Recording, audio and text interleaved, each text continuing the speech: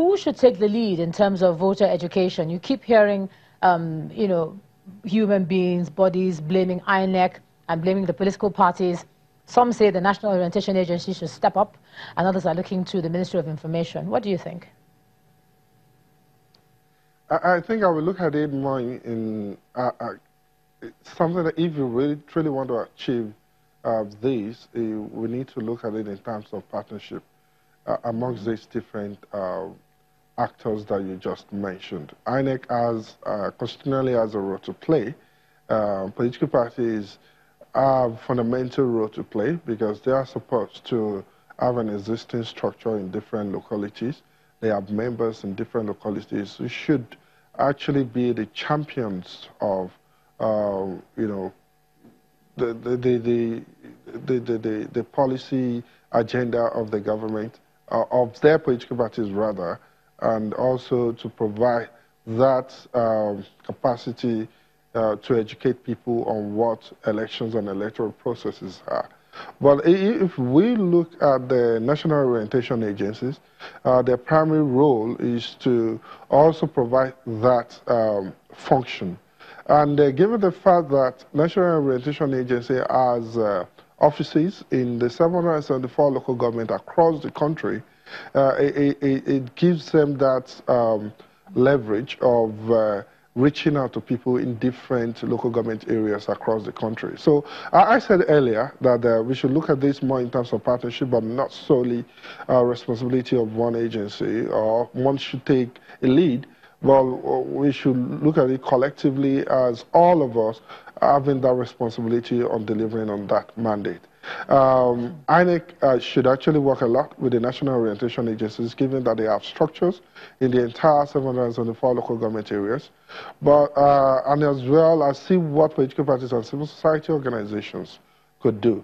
And I think when we're looking at giving messages about what the election and electoral processes is, and also looking at these within the point of view of this has to go beyond just election and electoral processes. It's an issue of having a civic obligation, and as a citizens, that certain things that we need to do that we are not supposed to do, which the issue of vote buying, it becomes a norm in the country, which I think is something that we need to look deeper into. In terms of voter education, we need to look at the challenges we're facing as a country.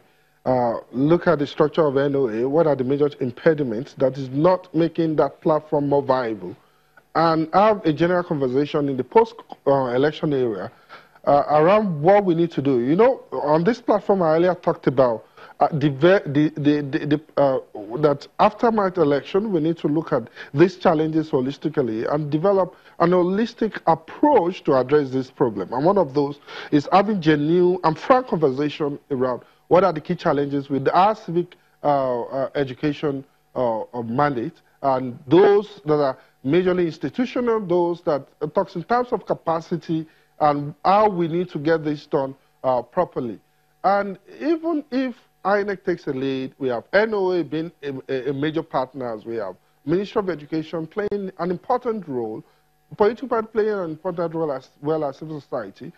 The major actor we need to also bring aboard are the major social groups in different localities, in different local government areas across the country, who have that, whose message, the platform that they relate better with the people. People see them, the platform, as more credible platform that could give them information. We look at the likelihood of engaging different traditional institutions.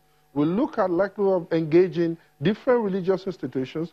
We look at likelihood of engaging any artisan group, any social group, if you look at it generally, that can give out these messages. Like, for example, we have the issue of political talks. Deploying army of political talks in different polling units to foment violence is a big issue. Why not we engaging those who are their leaders, engaging them to let them say the reason why this shouldn't be a major issue? Yeah, the economic angle to it, they get probably money, a lot of money from politicians who deploys them to foment violence on the day of elections. But we also need to also let them know what would be the benefit of them not engaging in that beyond the financial emolument for engaging in such. So we need to, as different actors, come together to examine all these challenges critically and see what we need to do, who should be the major benefit, what are the benefits of not these people fomenting violence, people collecting money on the day of elections, what are the benefits of them not engaging in that? Because people in Nigerians look more in terms of what do I need to benefit from in the entire thing. So we need to have frank conversation on some of these things and come out and frame our messages as we move towards 2023 elections and see how we can genuinely disseminate that and engage in sustainable, have a sustainable engagement with different actors on this. So it shouldn't just be INEC taking a lead. It's also engaging in partnership with different structures that have that capacity and capability to engage different actors, and also look beyond the formal space to look at the informal space to see who are the actors that could be engaged or the platform could be leveraged on in disseminating right information to the people.